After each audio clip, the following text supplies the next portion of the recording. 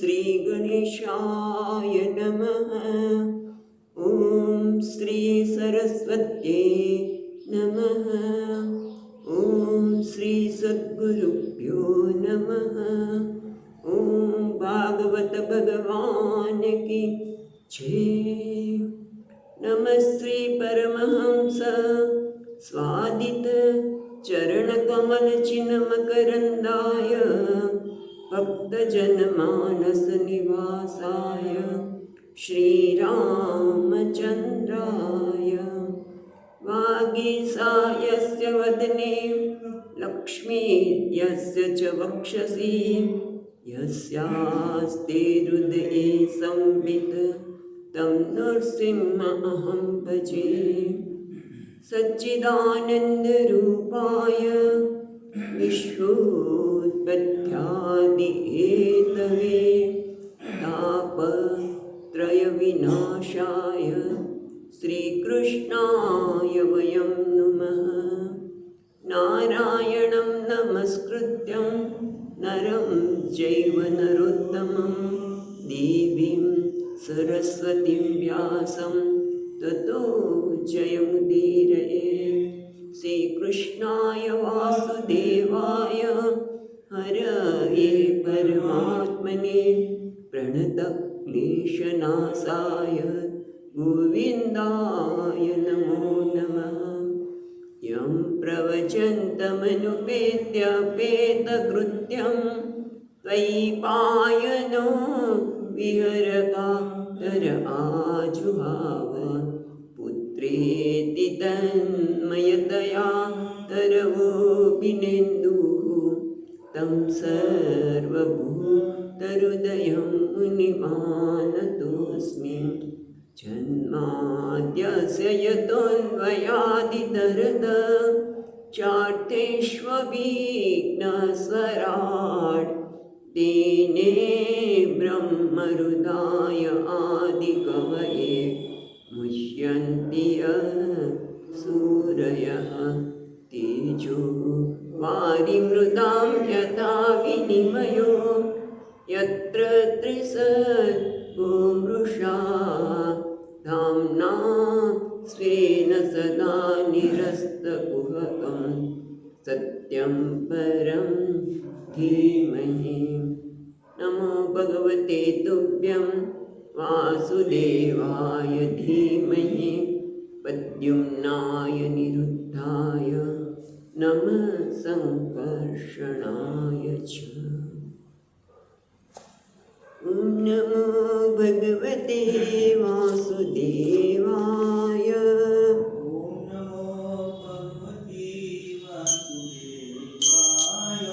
ॐ नमो भगवते वासुदेवाय। वासुदेवाय। ॐ नमो भगवते वासुदेवाय।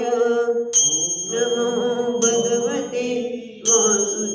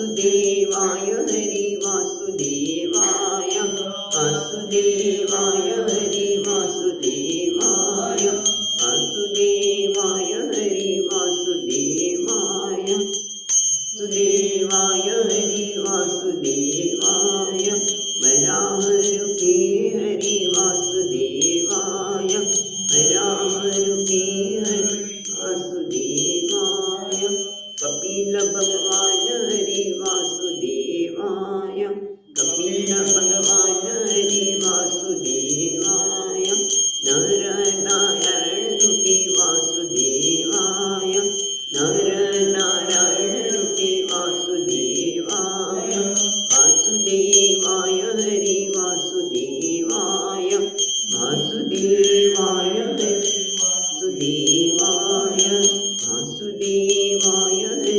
વાસુદેવાય વાસુદેવાય હરિ વાસુદેવાય ઓમ નમો ભગવતે વાસુદેવાય ઓમ નમો ભગવતે વાસુદેવાય.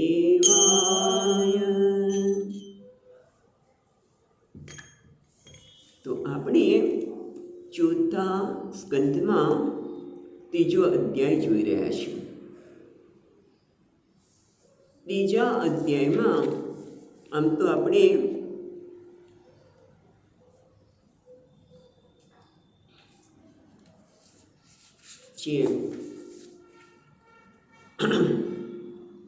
મનુ મહારાજની 3 પુત્રી, એમાં જે દક્ષને આપેલા છે અદિતિને દક્ષને આપ્યા છે એમનું નામ શું હતું?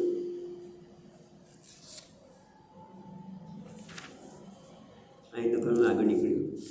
એટલે દક્ષને ત્યાં પછી 16 પુત્રી થઈ. તે ધર્મને આપી, એક પિતૃને આપી, એક બધી સતી છે દક્ષને આપી. સતી છે એ શિવજીને આપ્યા. અને પિતૃને ત્યાં જે દીકરી થઈ 2 પિતૃ દ્વારા સ્વધાને ત્યાં એમાં મયુના અને ધારિણી 2 કન્યા હતી, જે જ્ઞાન વિજ્ઞાનમાં પારંગત એટલે બ્રહ્મ જ્ઞાની બની અને એમને કોઈ વંશવેલો આગળ ચલાવ્યો નહીં.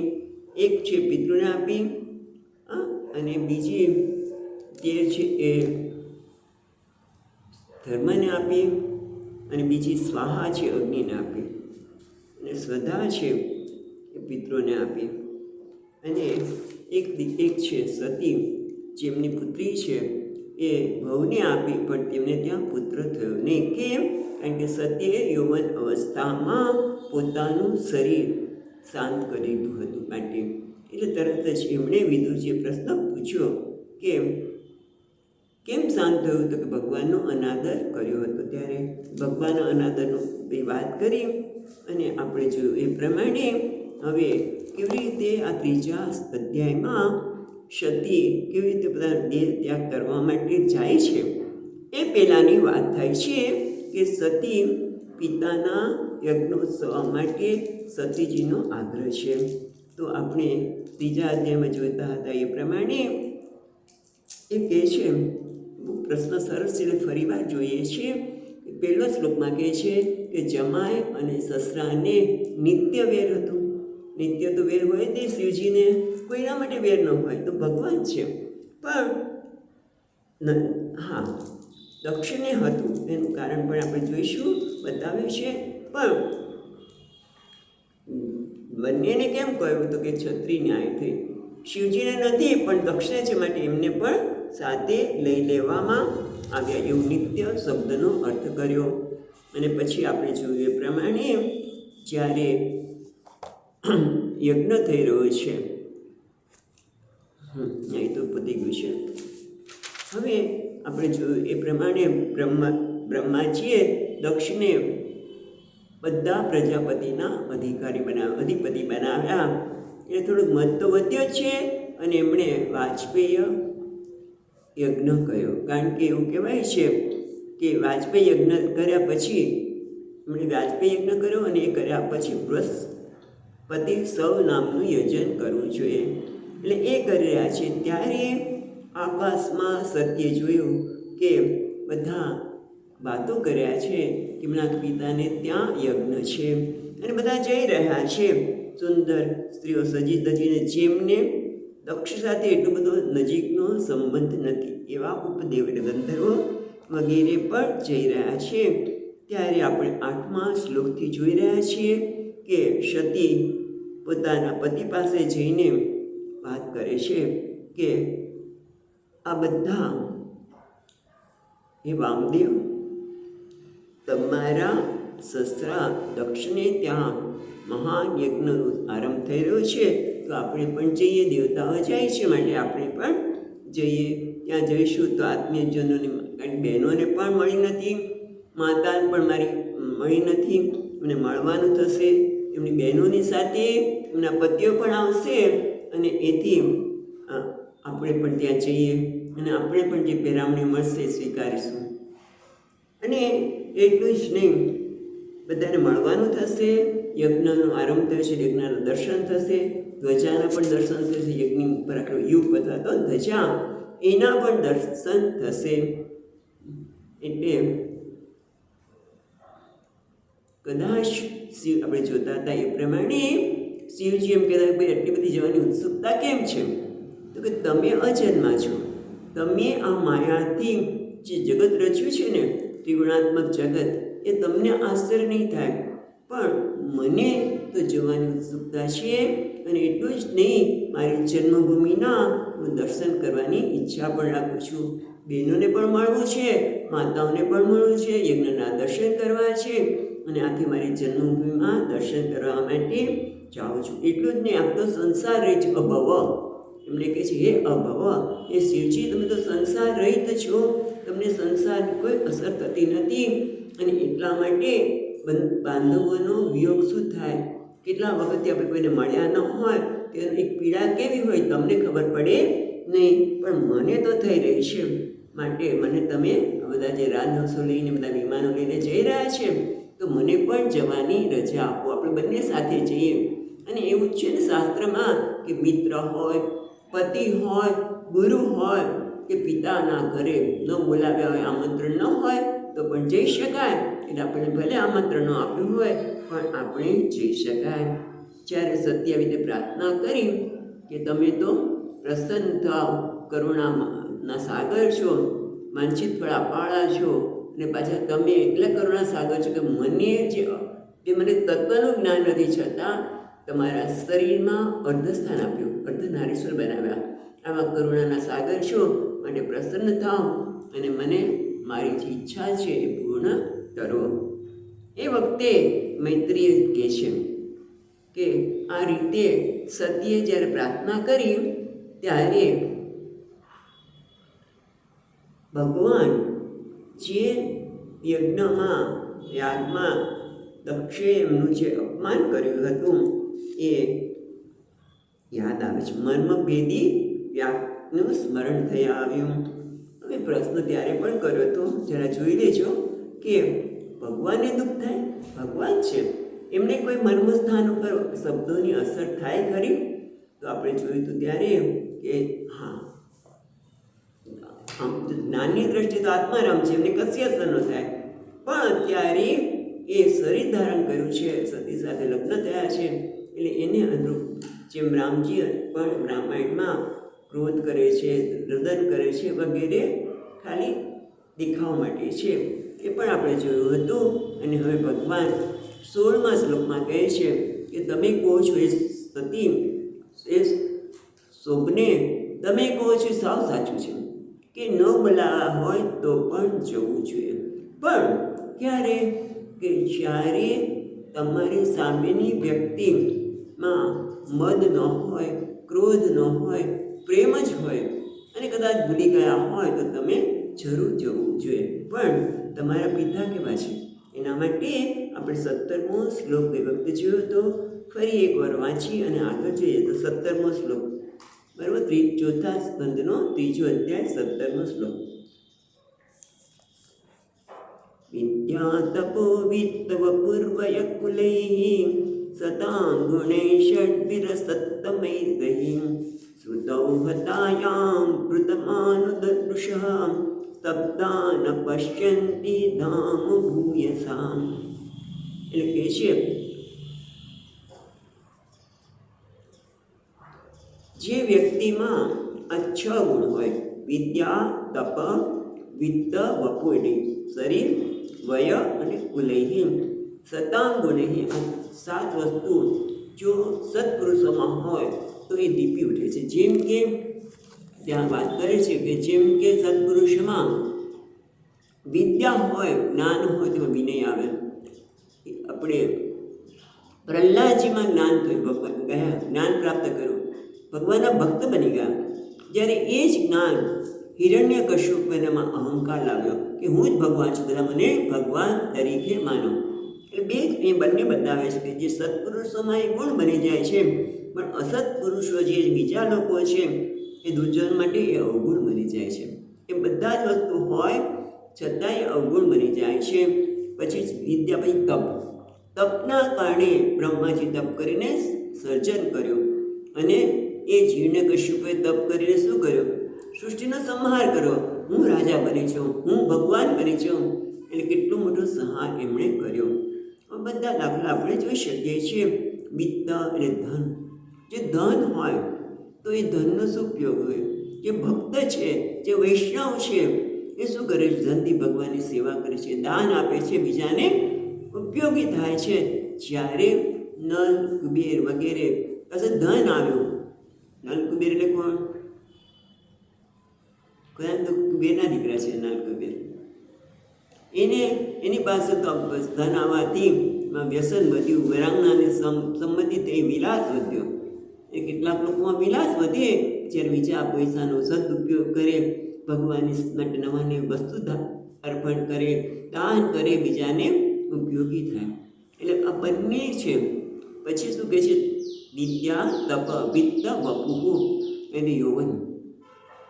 યૌવન હોય તો સજ્જન પુરુષ હોય, શ્રેષ્ઠ માણસ હોય તો બીજાને ઉપયોગી થાય. બીજાને ઉપયોગી થાય, યૌવનનો ઉપયોગ એના માટે કરે.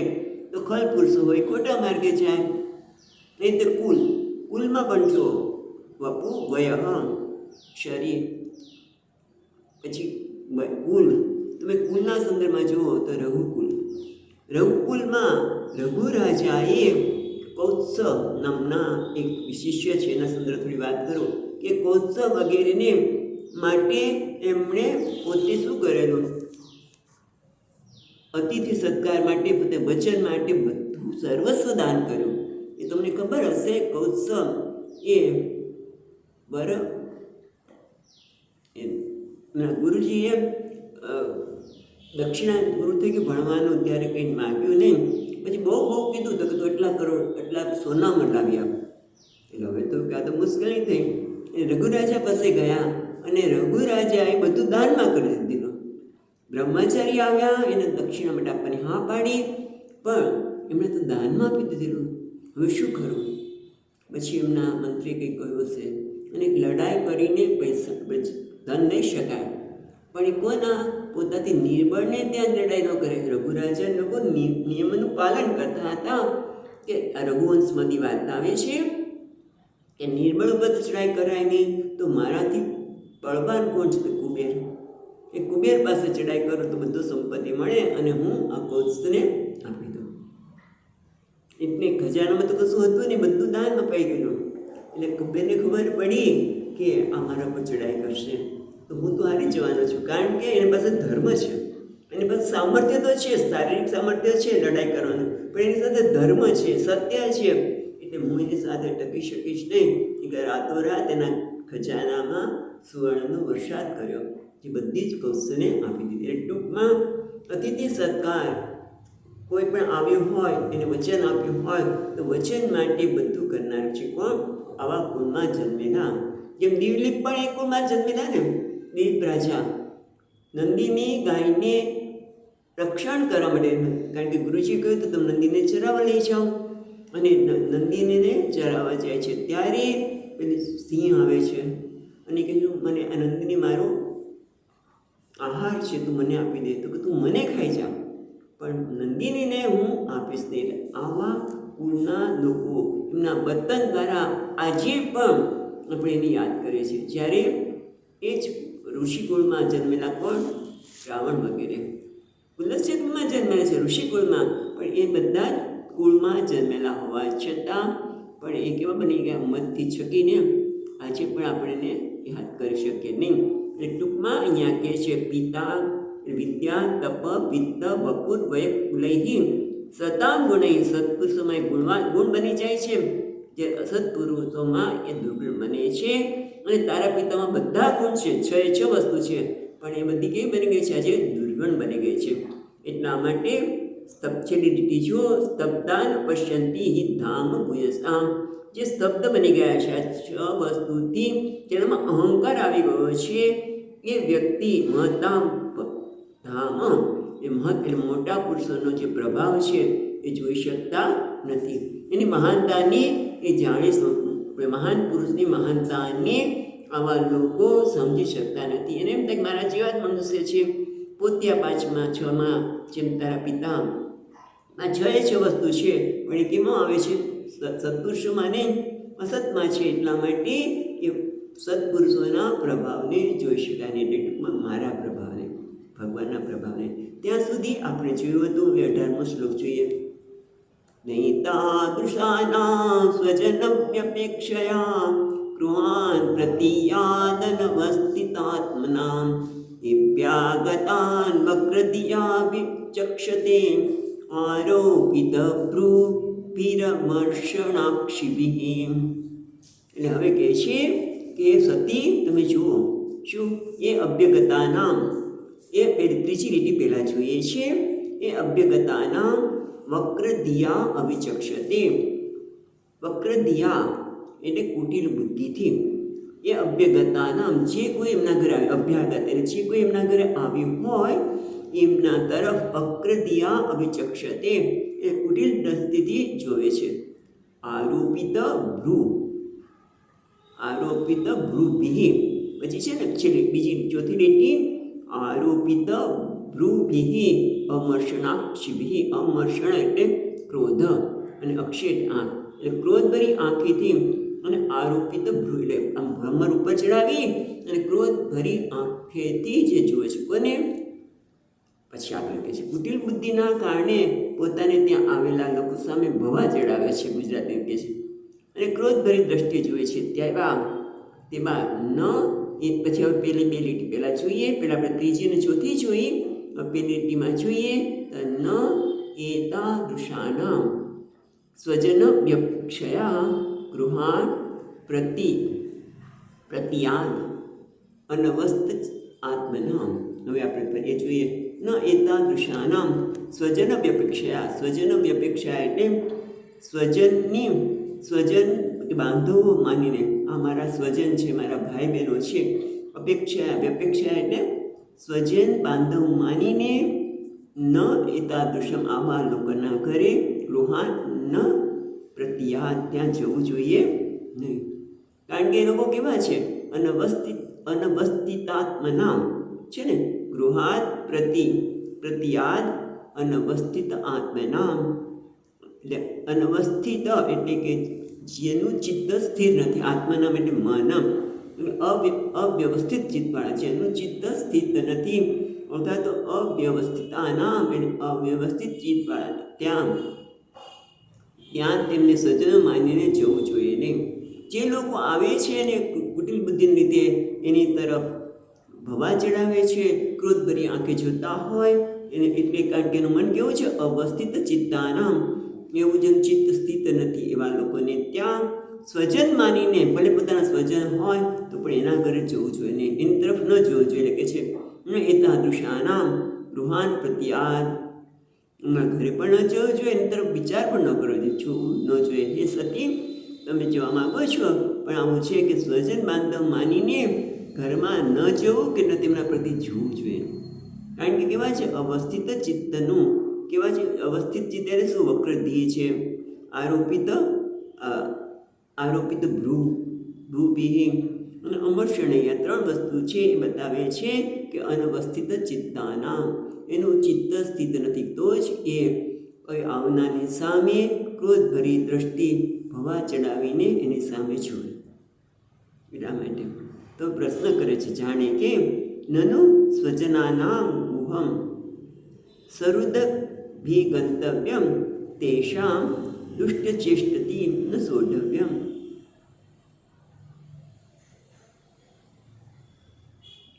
હવે સ્વજનના ઘરે, સંબંધીઓના ઘરે જવું જ જોઈએ, કારણ કે તેનું દુરાચરણ સહન કરી લેવું જોઈએ. તો ના, દુરાચરણ સહન કરવું જોઈએ નહીં. તો એના માટે કહે છે શું 19મા શ્લોકમાં,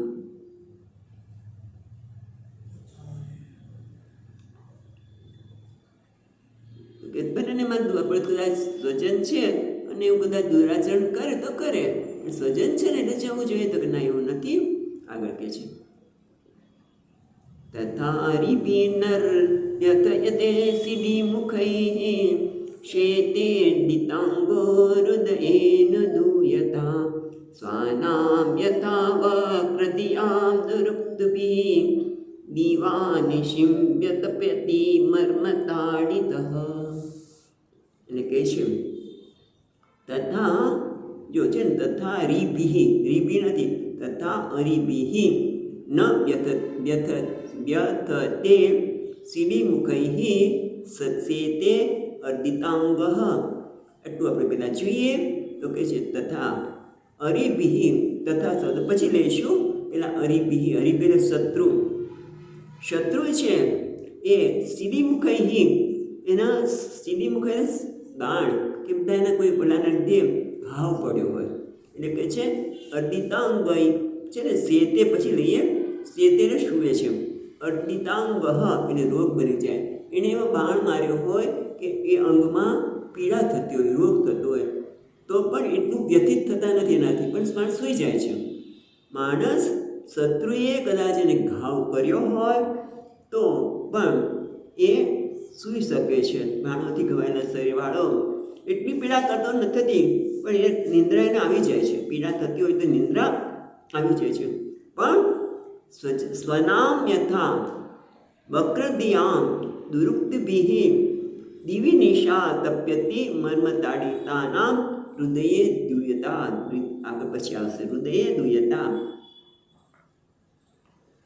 પણ જ્યારે સ્વનામ, જે રીતે પેલા શત્રુએ પીડા પહોંચાડી હોય એના બાણો દ્વારા અને અંગમાં પીડા થતી હોય તો પણ માણસ સૂઈ શકે છે. તથા જેવી રીતે, યથા જેવી રીતે આવું કરે, તથા તેવી રીતે સ્વનામ વક્રધ્યામ, વક્રધ્યામ એટલે કુટિલ બુદ્ધિવાળા, જેની બુદ્ધિ જ વક્ર છે એટલે કુટિલ છે, જે કોઈનું સારું જોઈ શકતો જ નથી, અભિમાની છે, એને વક્રધિ કીધું.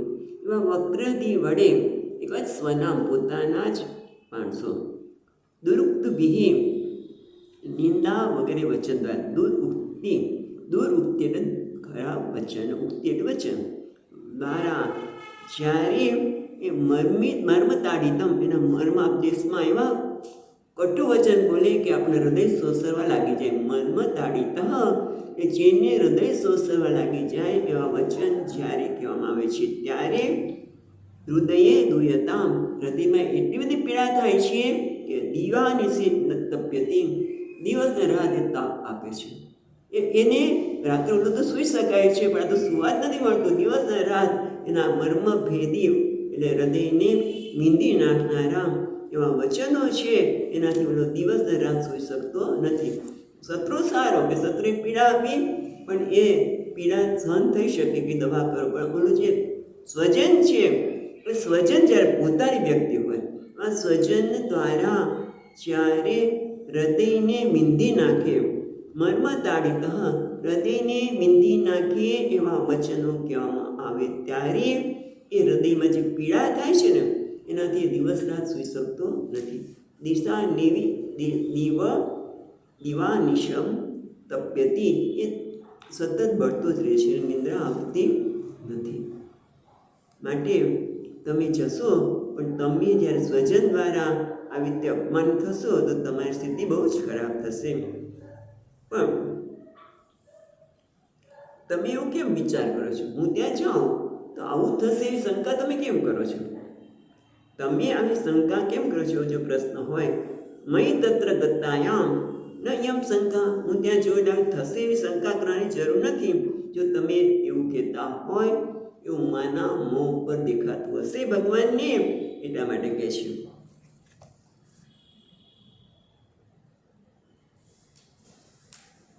વ્યક્તમ તમુત્કૃષ્ટગતે પ્રજાપતેઃ પ્રિયાત્મજાનામસि સુપ્રુ સંપદામ અથાપિ માનમ ન પિતુ પ્રપસ્યસે મયાશ્રયાત્તઃ પરિતપ્યતે યતઃ. વ્યક્તમ એટલે શું કહે છે? વ્યક્તમ એટલે સ્પષ્ટ છે. વ્યક્તમ એટલે નિશ્ચિતમ, ચોક્કસ. ઉત્કૃષ્ટા તમ છે, વ્યક્તમ તમ ઉત્કૃષ્ટ ગતે પ્રજાપતે પ્રિય આત્મજામ અસી. ભલે સ્પષ્ટ છે, ચોખ્ખું છે કે તમે પ્રજાપતિના પ્રિય આત્મજામ અસી, હે સુંદરી પરમ ઉત્કૃષ્ટને પ્રાપ્ત થયેલા. તો ઉત્કૃષ્ટ ગતે એટલે ઉત્કૃષ્ટતાને પ્રાપ્ત થયેલા. કારણ કે પ્રજાપતિ તો દક્ષ કોણ બની ગયા છે? બધાના પ્રજાપતિ એટલે અધિપતિ બન્યા છે. એટલા માટે કહે છે ઉત્કૃષ્ટ ગતે એટલે પરમ ઉત્કૃષ્ટને પામેલા દક્ષમ પ્રજાપતે એની તમે પ્રિયાત્મ જા, આત્મજા એટલે દીકરી, પ્રિય, તમે એમના પ્રિય પુત્રીઓ હશો. એ બધી પુત્રીઓમાં જરૂર પ્રિય હશો. તમે કહેવાય છે શુભ્ર, હે સુંદરી, અવશ્ય તમે સુંદર છો અને અધિક તમે તમારા પિતાને પ્રિય હશો, એમાં કોઈ ના નથી. પણ અથાપિ માનમ ન પિતુ પ્રપસ્ય, છતાં પણ હું જાણું છું તમે પિતા પાસે તમને માન મળશે નહીં. તમે પિતાના ઘરે જશો એટલે તમને આવકાર મળશે નહીં. માન એટલે શું? આવકાર. પિતા તો નહીં આપે, પણ બીજા કોઈ પણ નહીં આપે. એટલે કહે છે અથાપિ તમે પિતાના અતિ પ્રિય પુત્રી છો, છતાં પણ તમે પિતાને ત્યાં જશો. અથાપિ માનમ ન પિતુ પ્રપસ્યસે એટલે પિતા પાસેથી તમને માન અને સન્માન કે આવકાર મળશે નહીં. કેમ? ચોથી લીટી મદ આશ્રયાત ક પરિતપ્યતે યતઃ. મદ આશ્રયાત તમે મારે આશ્રય છે, તમે મારા પત્ની છો, માટે કહ પરિતપ્યતે યતઃ અને તેથી તેમને અત્યંત બળતરા થાય. કહ એટલે ઉત્સિત અર્થે છે ક તપ્યતે એમને તમે મારે આશ્રય છો, માટે એમને અત્યંત બળતરા થાય છે. એટલે તમે જશો એટલે તમને બધા સન્માન આપશે પિતા, એ શક્ય નથી. ભલે તમે પિતાની પ્રિય દીકરી હોય, પણ મારે આશ્રય છો એટલા માટે તમે એ બળી રહ્યા છે, તપી રહ્યા છે, એટલા માટે તમને સન્માન આપશે નહીં. તો તમે એવું શું કામ કર્યું? પ્રશ્ન એ થાય કે તમે સન્માન નહીં આપે તમારે આશ્રય છું, કારણ કે તમે એમને માન આપ્યું નહીં. જાણે કે સતી આવું કહેતા હોય કે નનુ ભગવાન તયા કિમ ઇતિ દક્ષ તિરસ્કૃત. એ ભગવાન તમે મા ભગવતી જાણે કે શંકા કરતા હોય કે ભગવાન તમે સાંભળે દક્ષનો તિરસ્કાર કર્યો, એ જેથી તમારો એ દ્વેષ કરે છે. તમે દક્ષનો તિરસ્કાર કર્યો માટે તમારો દ્વેષ થયો, અને એના કારણે બધું વિદ્વેષ ચાલી રહ્યો છે. તો તમે દક્ષનો તિરસ્કાર કેમ કર્યો? પેલા એનો જવાબ આપે છે 21મા શ્લોકમાં પાપચ્યમાને રુદાતુરેન્દ્રિયઃ સમૃદ્ધિભિ પુરુષ બુદ્ધિ સાક્ષિણા અકલ્પ એષામ અધિરૂઢ મંજસા પદમ પરમ વેષ્ટિ યથા સુરા હરિમ. સુંદર કે છે પાપચ્યમાનેન વૃદ આતુર ઇન્દ્રિય છે ને, વૃદાતુરેન્દ્રિય. વૃદાતુરેન્દ્રિય અર્થ શું થશે? છૂટું પડશે શબ્દ વૃદ આતુર ઇન્દ્રિય. આતુર એટલે વ્યાકુળ, ઇન્દ્રિયો એની ઇન્દ્રિયો કેવી છે? વ્યાકુળ છે. કેમ? કારણ કે રુદા એટલે હૃદયમાં, પાપચ્યમાને અત્યંત બળતા મનથી, અત્યંત બળતા મનથી વ્યથિત ઇન્દ્રિયો. પહેલી લીટીનો અર્થ આવ થશે પાપચ્યમાને રુદા એટલે એટલે મન આતુર ઇન્દ્રિય પાપના અત્યંત પાપના કારણે એનું હૃદય બળી રહ્યું છે. એટલે અનલ કહે છે પાપચ્ય માને ન અનલ, ટીકામાં કહે છે અનલ એટલે અગ્નિ, દહ્ય માને રુદા, જેના પાપના કારણે પાપરૂપી અગ્નિના કારણે જેનું મન બળી રહ્યું છે. એ કેવી રીતે? આગળ ટીકાકાર કહે છે પૂર્વજન્મ દુઃખ સ્વભાવ અગ્નિના, પૂર્વજન્મમાં જ આવા સ્વભાવ હશે. આ જન્મમાં પાપથી કેદ પીડાઈ રહ્યો છે, પાપના અગ્નિથી બળી રહ્યો છે. કેમ? કારણ કે પૂર્વજન્મના દુઃખના સ્વભાવવાળા લીધે. પૂર્વજન્મ દુઃખ સ્વભાવ અગ્નિના અતિ સંતપ્ય માને, પૂર્વજન્મના દુઃખના સ્વભાવના લીધે અત્યારે અતિ સંતપ્ય માને, એકદમ સંતપ્ત થઈ ગયો છે. એની ઇન્દ્રિયો વ્યથિત થઈ ગઈ છે, વ્યાકુળ થઈ ગઈ છે. ક્યારે? કેમ? સમૃદ્ધ બિહિ પુરુષ બુદ્ધિ સાક્ષીણા અકલ્પ એશામ, બહુ સુંદર વાત કરે છે, અકલ્પ એશામ અધિ આરૂઢમ અંજસા. કારણ કે પાપના કારણે હૃદય તો બળી રહ્યું છે, પણ બીજું કારણ શું છે? સમૃદ્ધિ બિહિ પુરુષ બુદ્ધિ સાક્ષીણા, પુરુષ બુદ્ધિ સાક્ષી, પુરુષની બુદ્ધિના જે સાક્ષી છે કોણ છે? ક્ષેત્રજ્ઞ પરમાત્મા, જે સર્વજ્ઞ છે. એની સમૃદ્ધિ એટલે બધા જ પ્રકારની સમૃદ્ધિ, કીર્તિ, આપણે અણિમા વગેરે સમૃદ્ધિ પણ છે, અણિમાદિક વગેરે સમૃદ્ધિ, પુણ્યના લીધે કીર્તિ વગેરે. એક અર્થ ભગવાનના સંદર્ભમાં કહે છે કે પુરુષ બુદ્ધિ સાક્ષી નામ એટલે ભગવાન, જે બુદ્ધિના સાક્ષી છે એવા ભગવાનની સમૃદ્ધિ એ જોઈને આ લોકો બળી રહ્યા છે. કારણ કે અકલ્પ એશામ અધિરૂઢું અંજસા, ને આ સમૃદ્ધિ છે ને એ અકલ્પ એટલે અસમર્થ, અસમર્થ એશામ અધિરૂઢમ અંજસા પદમ એટલે સ્થાનમ, આ સ્થાન ઉપર એમને પહોંચવું સહજતાથી આ સ્થાન ઉપર પહોંચી શકતા નથી. એટલે કે એમને આટલી બધી સમૃદ્ધિ મળી શકતી નથી. એક અર્થ.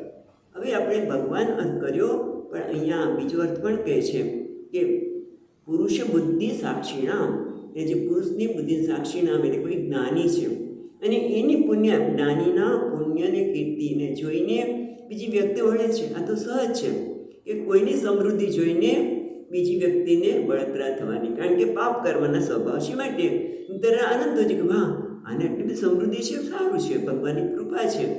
પણ એ સમૃદ્ધિ જોઈને પાપના સંસ્કારના લીધે જેનું મન વ્યથિત થયું છે, એટલે હૃદય આતુર ઇન્દ્રિય એટલે વ્યાકુળ ઇન્દ્રિયવાળા સમૃદ્ધિ જોઈને સંતપ્ત થાય છે. પદમ પરમ એટલે એ પદ પોતે સહજતાથી મળતું નથી, માટે બીજાને હોય તો વાંધો નહીં, પણ પોતાને અંજસા એસામ આરૂઢમ અકલ્પ, પોતે એ સ્થાન ઉપર આરૂઢ એટલે પહોંચવું, આરૂઢ થવું. અંજસા એટલે સહજ રીતે, તરત જ આરૂઢમ અકલ્પ અસમર્થ છે, એ સ્થાન ઉપર પહોંચવા એ સમર્થ છે, માટે દ્વેષ કરે છે. એના માટે દૃષ્ટાંત આપે છે. પરમ દેષ્ટિ યથા અસુરા હરિ, જેમ કે ભગવાન શ્રી વિષ્ણુ ભગવાન એમની સમૃદ્ધિ જોઈને, એની બુદ્ધિ ચાતુર્ય જોઈને હંમેશા કોણ? અસુરો દ્વેષ જ કરે છે, પોતે સ્થાન ઉપર પહોંચી શકતા નથી. એવી તમે જુઓ કે મોટા ભાગે અસુરો હંમેશા દેવતાનો પણ દ્વેષ કરતા હોય છે, કારણ કે સમૃદ્ધિ એમની પાસે છે, એમની પાસે નથી. નંદનવનમાં જે કલ્પ વૃક્ષ છે તેનું ગાય છે, કેટલું બધું સ્વર્ગમાં છે, એ જોઈને આ લોકો પાસે નથી, એમની પાસે પણ છે, પણ છતાં બીજાની સમૃદ્ધિ જોઈને પોતે એ મેળવવા અસમર્થ હોવાના કારણે એ લોકો બળતરા કરતા હોય છે, એટલે મહાપુરુષનો દ્વેષ કરતા હોય છે. એટલે હું તો દ્વેષ નથી કરતો, પણ તમારા પિતા જે છે એ નિરઅભિમાની પુરુષોને સમૃદ્ધિ જોઈને અત્યંત સંતપ્ત થવાના કારણે એમની ઇન્દ્રિયો વ્યથિત થાય છે. આ મનુષ્યને સરળતાથી સરળતાથી આ પ્રાપ્ત થતું નથી, માટે એ દ્વેષ કરતા હોય છે, જેમ અસુરો હરિનો દ્વેષ કરે છે, મહાપુરુષનો દ્વેષ કરે છે. બરાબર છે, દ્વેષ તો કરે જ નહીં, પણ પછી પ્રશ્ન કરે છે નનુ ત્વયા પ્રતિ ઉત્થાન વિનયાધિકારમ અવજ્ઞાત. પણ તમે સતી શંકા કરે છે કે હે ભગવાન, તમે એમને સામયું કરો, એટલે કે સત્કાર કરો, વિનય વંદન વગેરે ન કરવામાં આવે તો એ અવજ્ઞા થઈ કે નહીં? તમે એમની અવજ્ઞા કરી તો એને તમારા માટે દ્વેષ થયો, પણ તમે એમને અવજ્ઞા કેમ કરી? તમે આવ્યા ત્યારે ઊભા થઈને વંદન કે બે સારા શબ્દો કયા હોત તો શું વાંધો હતો? જાણે કે એવું સતી કહેતા હોય. તો એના માટે આ 20મા શ્લોકમાં કહે છે,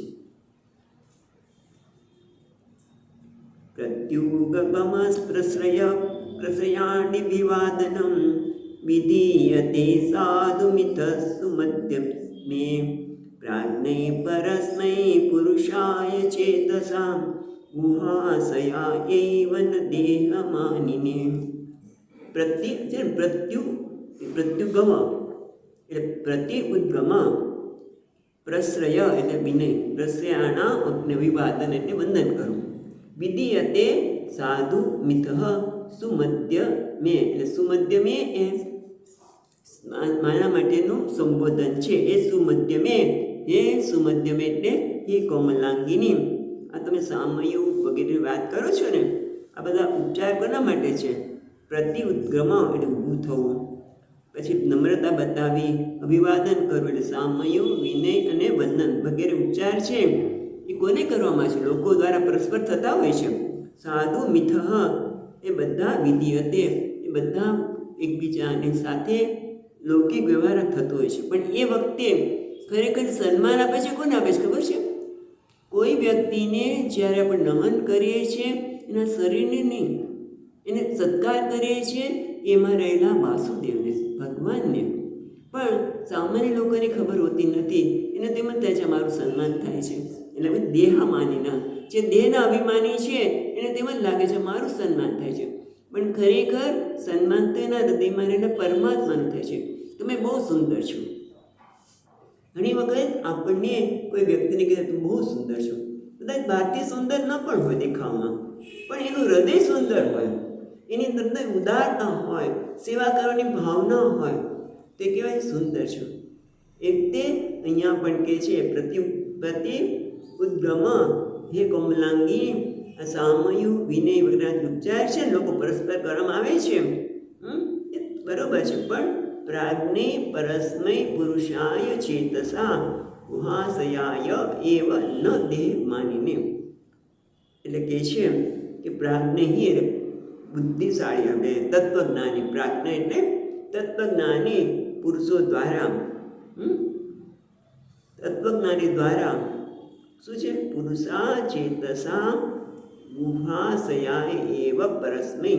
પરસ્મૈનો અર્થ કે છે વાસુદેવ, ભગવાન વાસુદેવ જે હૃદય ગુફામાં અંતર્યામી રૂપે રહેલા ભગવાન. ગુહા આશય છે ચોથી લીટીમાં જે શબ્દ છે ગુહાશયાય એવ.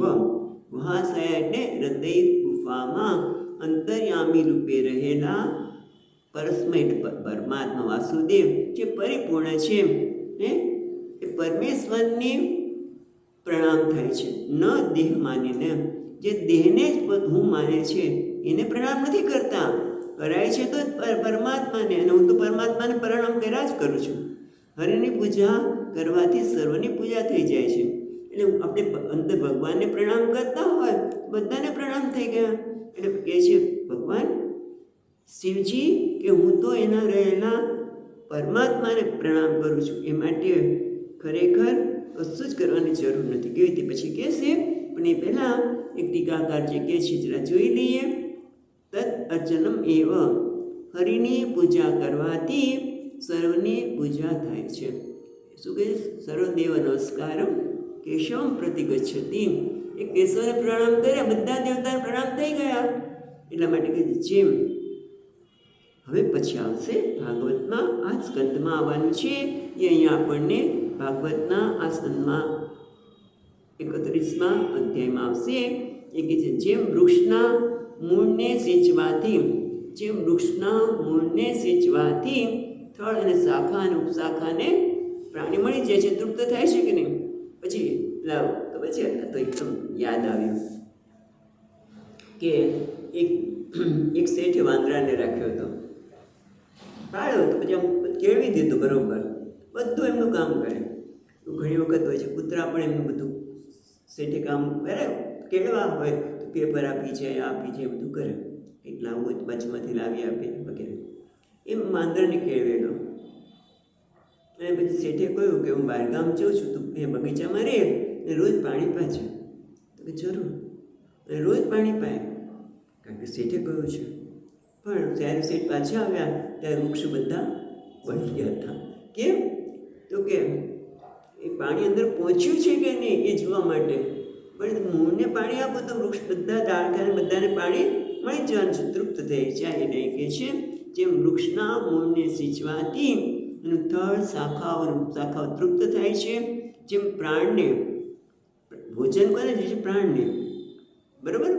ભોજન આપણે કોને આપીએ છીએ? પ્રાણને. પ્રાણનો જરૂરિયાત છે. પ્રાણને ભોજન આપવાથી બધી જ ઇન્દ્રિયોને તૃપ્ત થઈ જાય છે. એમ ભગવાનનું પૂજન કરવાથી સૌનું પૂજન થઈ જાય છે. એવું ભાગવતમાં જ આવવાનું છે. એટલે એમ આગળ કહેવામાં આવશે, પણ અહીંયા આપણને આવે છે. પછી કહે છે, પછી આગળના શ્લોક માટે અતિથિ રૂપે આવેલા જ નહીં, પરંતુ મનમાં સદાય ભગવાન વાસુદેવનું ચિંતન કરવું જોઈએ. અને હું એ ભગવાન વાસુદેવનું ચિંતન કરું છું. પણ ભગવાન વાસુદેવનું ચિંતન ક્યારે થાય? તો કહે છે 23મા શ્લોકમાં, સત્વં વિશુદ્ધં વસુદેવ શબ્દિતં યદીયતે તત્ર પુમાન અપાવૃતઃ સત્વે ચ તસ્મિન ભગવાન વાસુદેવઃ યદોક્ષજો મે નમસા વિધીયતે. એટલે કહે છે કે સત્વમ વિશુદ્ધમ વસુદેવ શબ્દિતમ.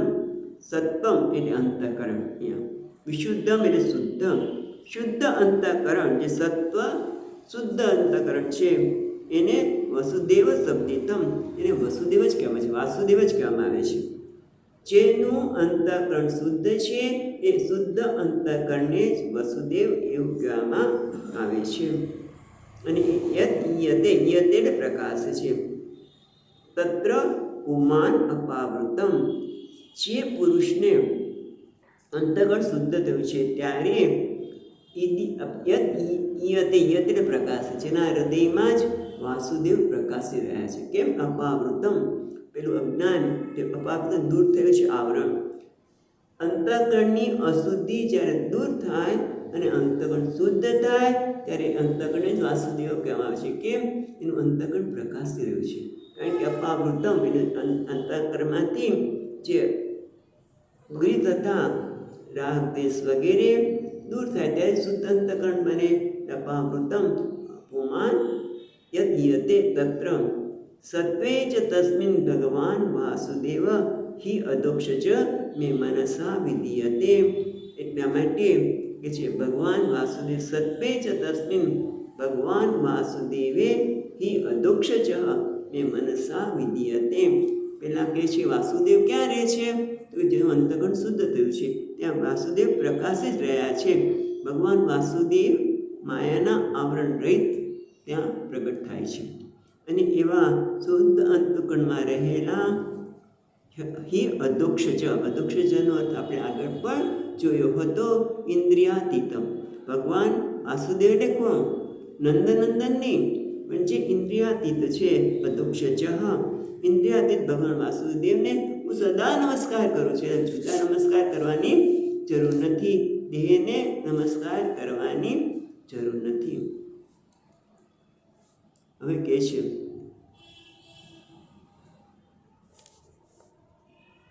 કે આટલું તો વાત કરી, પણ હવે પાછું પોતાની સ્પષ્ટ વાત શિવજી કરે છે કે તમે ત્યાં ન જાઓ, તમારે ત્યાં જવું જોઈએ નહીં. એના માટે કહે છે તત્તે નિરીક્ષો ન પિતાતિ વિદેહ કૃત તક્ષો મદ્વિષ્ટ તદ અનુરતાશ્ચ એ યો વિશ્વસૃગ યજ્ઞ ગતમ ગરુરુમા મનાગસમ દુર્વચસા કરોત્તિતરઃ. એટલે કહે છે હે સુંદરી, બરોરું છે ને એટલે સુંદરી, હે સુંદરી, તત્તે તત્ તે તત્ એટલે તસ્માત આ કારણથી, તે તત્તે ત્વયા તને તમારે ન નિરીક્ષ્ય ત્યાં જોવું જોઈએ નહીં. કોને? ન પિતા અપી દેહકૃત. અહીંયા બહુ સરસ વાત કરે છે. તમે તે દક્ષને તમારે જોવા જોઈએ નહીં. તત્તે તે દક્ષને તમારે જોવા જોઈએ નહીં. કોણ? તમારા પિતા છે, પણ પિતા નથી કહેતા, દેહકૃત. તમને દેહ આપ્યો છે, તમને આ દેહ આપ્યો છે એટલા માટે પિતા. એટલે પિતા કોને કહેવાય? કે જે દેહ આપ્યો હોય, પછી પોષણ કરે બધા. ને પાલક પિતા કહે ને, પિતા હોય પણ કેટલાક કેવા હોય જે બાળકનું પોષણ કરે ને, તો એને પણ પિતા કહેવાય. એટલા માટે જુદું કરવા માટે દેહકૃત એવો શબ્દ વાપરે છે. જેને તમને દેહ આપ્યો છે, પાલક પોષણ કરે એને પણ પિતા કહેવાય. પણ પાલન પોષણ નથી કર્યું. પાલન પોષણ તો કરવાના છે, દક્ષે કર્યું છે બધું જ. દક્ષે પાલન પોષણ કર્યું છે, પણ પિતામાં કહેવા માટે દેહકૃત, જેને તમને દેહ આપ્યો છે એવા પિતાને તમારે જોવા જોઈએ. કારણ કે દક્ષ મત વિષટ, દક્ષે મારો દ્વેષ કર્યો છે, અને તદ અનુવ્રતામ, અને એને દક્ષને પણ જે અનુવર્તન, દક્ષને પણ જે અનુસરે છે એને પણ ન જોવા જોઈએ. તમારે દક્ષને તો ન જોવા જોઈએ, કારણ કે કેવા છે? તદ દિશામ, એટલે જેને મમદ વિષટ, મારું જે દ્વેષ કરે છે એવા તમારા પિતા, જેને દેહ આપ્યો છે એને ન જોવા જોઈએ. અને એટલું જ નહીં, એને અનુસરનારને પણ ન જોવા જોઈએ. ય વિશ્વસૃગ યજ્ઞગતમ, વરોરુ એટલે હે સુંદરી, મામ અનાગસમ, હું જે અનાગસમ છે ને, મામ છે, મા મનાગસમ છે એ મામ અનાગસમ, અનાગસમ નિરપરાધી એવા મને જે વિશ્વસૃગ યજ્ઞમાં ઉર્વચસા અકરોત તિરહ, એટલે આમ તિર કરોત, તિર એટલે તિરસ્કાર કૃતવાન, હું જે નિરપરાધી છું એને ખરા વચન દ્વારા મારો તિરસ્કાર કર્યો છે, અને એટલા માટે એ મારો દ્વેષ કરે છે. એટલે તમારે તમારા પિતા, જેને દેહ આપ્યો છે માટે પિતા છે, એને જોવા પણ ન જોઈએ, અને એને અનુસરનારને પણ ન જોવા જોઈએ. એટલે ટૂંકમાં મળવું ન જોઈએ. ન જોવા એટલે શું? ન દ્રક્ષ્યશીને જોવા ન જોઈએ, એટલે તમારે ત્યાં મળવા જવું જોઈએ નહીં. તો કે તમે જ્યારે સુંદરી કીધું ત્યારે હજી એક છેલ્લો શ્લોક જોઈ દે, એટલે અહીંયા પૂરો થાય છે આપણો અધ્યાય. અને જો તમે જશો તો શું થશે કે છે? યદિ વ્રજિષ્યસ્યતિહાય મદ્વચઃ ભદ્રં ભવત્યાન તતો ભવિષ્યતિ સંભાવિતસ્ય સ્વજનાત્ પરોપવઃ યદા ચ સદ્ય મરણાય કલ્પતે. એટલે કે છે યદિ, જો વ્રજિષ્યસી અતિહાય મદ્વચઃ, યદિ જો મદ્વચઃ મારી વાણીના અતિહાય ઉલ્લંઘ્ય, મારી વાણીનું ઉલ્લંઘન કરીને તમે જશો તો ભદ્રમ ત્વયાન તતો ભવિષ્યતિ, તો તમારું કલ્યાણ થશે નહીં. કારણ કે સંભાવિતસ્ય સ્વજનાત પરાભવઃ યદા સસદ્ય મરણાય કલ્પતે. કારણ કે સંભાવિતસ્ય, સંભાવના પણ હોય કોને? સ્વજનાત પરાભવ, પોતાના સ્વજનનો પરાભવ થાય, સ્વજન દ્વારા જે તિરસ્કાર થાય ત્યારે એ મરણ જેવું બની જાય છે, એ મરણની જેવું બની જાય છે. એટલે કહે છે, જો ભગવદ્ ગીતાને યાદ કરતા કહે છે, ભગવાને કીધું હતું ને કે જો તું સંભાવિતસ્ય ચા કીર્તિ મરણાદિ રીચ્યતે, બીજા તેમાં કહે છે ભગવાન ભગવદ્ ગીતામાં કે અર્જુન તો લડીશ નહીં ને તો તને અપકીર્તિ થશે, અને અપકીર્તિ મરણ કરતાં પણ વધારે છે. અને એ રીતે અહીંયા પણ કે સંભાવિતસ્ય સ્વજનાત પરાભવ, સ્વજન દ્વારા જ્યારે પરાભવ થાય, તિરસ્કાર થાય, ત્યારે એ સદ્ય મરણાય કલ્પતે, એ મરણને કારણ બને છે. એટલે કે તમને મરણ જે પીડા થશે, માટે તમે ત્યાં જાઓ નહીં. હું તમને કહું છું, છતાં પણ જો તમે જશો તો તમારું કલ્યાણ થશે નહીં, કારણ કે તમારું ત્યાં તિરસ્કાર થશે, પરાભવ થશે, એટલે તમને મરણ જેવું લાગશે. એટલે અપમાન અપકીર્તિ સમાન છે. અહીંયા આપણે પૂરું કર્યું. ચાલો, ઇતિ શ્રીમદ્ભાગવતે મહાપુરાણે પારમહંસ્યામ સંહિતાયામ ચતુર્થ સ્કંધે ઉમારુદ્ર સંવાદે તૃતીયોધ્યાય. ઉમા અને રુદ્રના સંવાદ રૂપી આ ત્રીજો અધ્યાય ભગવાન શ્રી નંદનંદનના અને સુખદેવજી મહારાજના શ્રી ચરણોમાં અર્પણ કરે છે. ઓમ સચ્ચિદાનંદ રૂપાય વિશ્વોત્પત્યાદિ હેતવે તાપત્રય વિનાશાય શ્રી કૃષ્ણાય વયં નમઃ. યં પ્રવચन्तમનુપેત્ય પેતકૃત્યં દ્વૈપાયનો વિહરકાતર આજુહાવ. પુત્રેતિ તન્મયતયા તરવો વિનેन्दુः तं સર્વભૂતહૃદયં મુનિમાનતોऽસ્મિ. ઓમ શાંતિ શાંતિ શાંતિ. હરિ ઓમ. શ્રી ગુરુભ્યો નમઃ. હરિ ઓમ.